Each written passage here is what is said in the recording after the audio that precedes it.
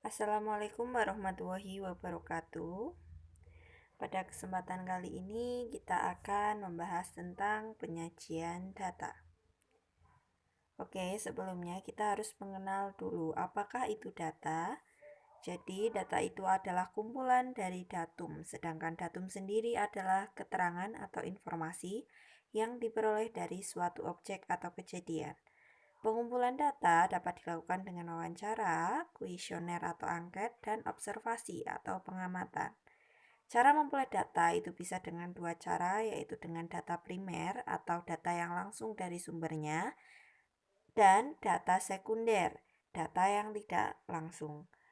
Kemudian, untuk mengolah dan menyajikan data dalam bentuk tabel, ini bisa menggunakan tabel baris dan kolom.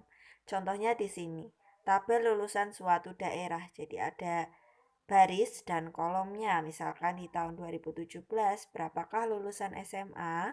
Di tahun 2017, lulusan SMA ada 20 orang.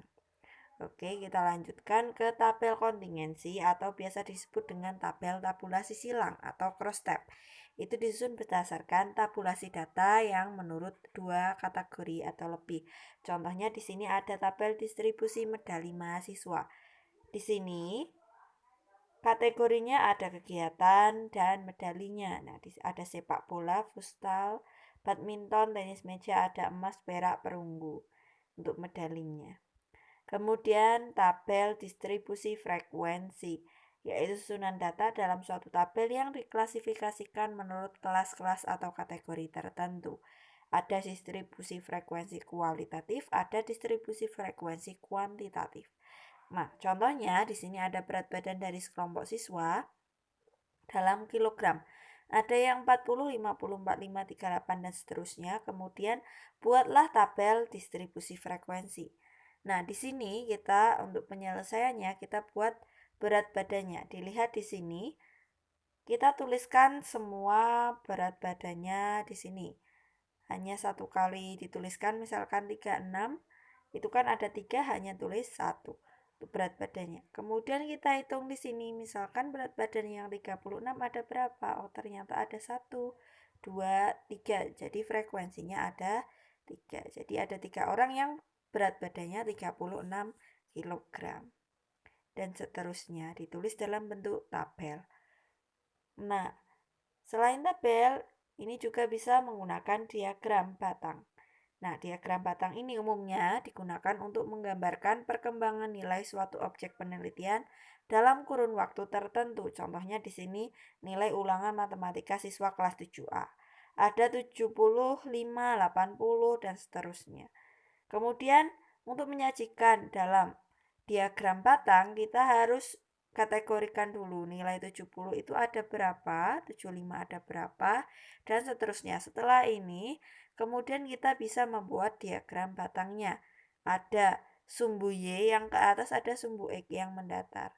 Nah, di sini tinggal kita kategorikan. Yang ke atas ini adalah banyaknya siswa, yang mendatar ini adalah nilainya. Misalkan nilai 70 ada 2 siswa, berarti sampai ke garis nomor 2.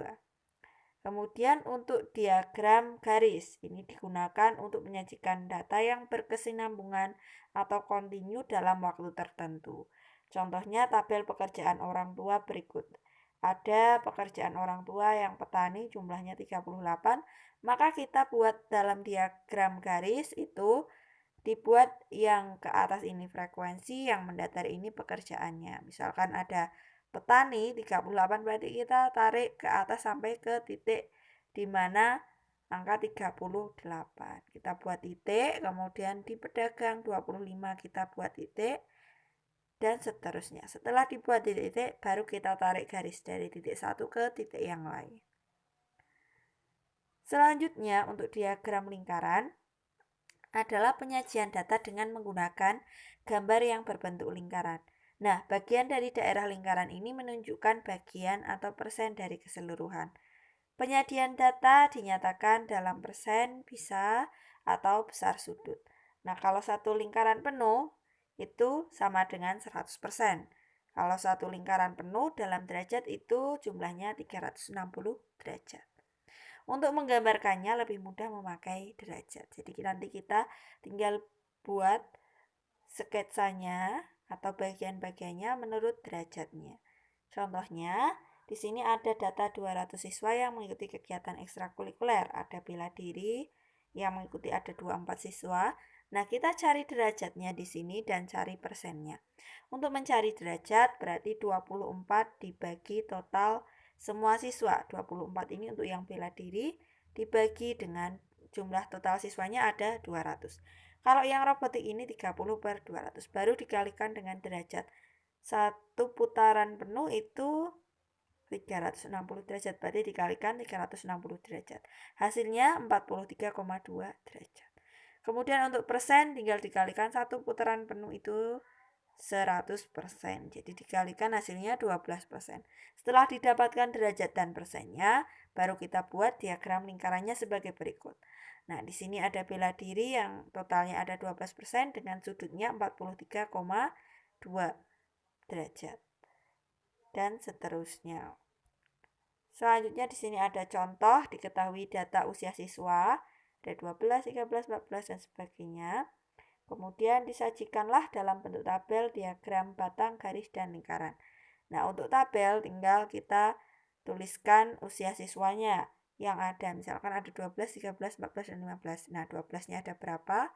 Itu yang masuknya ke frekuensinya ada berapa? 13 ada berapa? 14 ada berapa? Dan 15 ada berapa? Setelah kita buat tabel seperti tadi, baru kita mudah membuat tabel diagram batang. Tinggal kita tulis jumlah atau frekuensinya dan usia siswa. Misal di sini ada usia siswanya 12, berarti sampai ke frekuensi yang 5. Nah, jadi jumlahnya ada 5 dengan usia 12. Usia 13 ada 3 dan seterusnya. Sama halnya dengan diagram garis.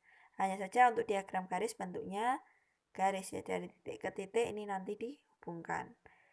Untuk diagram lingkaran, nah ini berarti kita hitung dulu derajat dan persennya. Untuk derajatnya berarti di sini ditulis 5 per jumlah keseluruhan. Karena ini jumlahnya 5, berarti atas ini tulis 5. Keseluruhannya adalah 20. 5 tambah 3 tambah 8 tambah 4. Itu hasilnya 20. Jadi 5/20 kali 360 hasilnya berapa? Sama halnya dengan persen, berarti 5/20 kali 100% hasilnya berapa persen? Nah, setelah dijumlahkan hasilnya seperti ini. Setelah ini baru kita bisa buat diagram lingkarannya. Di sini yang 25% itu ternyata usia 12. Nah, 25% itu 90 derajat. Maka bagian yang hitam ini agak abu-abu ini adalah 90 derajat dengan persennya pada 25% dan yang lainnya juga mengikuti sesuai dengan yang sudah dicari. Nah, sampai di sini untuk penjelasan tentang penyajian data. Jika ada pertanyaan silahkan bisa ditanyakan melalui WA. Terima kasih. Wassalamualaikum warahmatullahi wabarakatuh.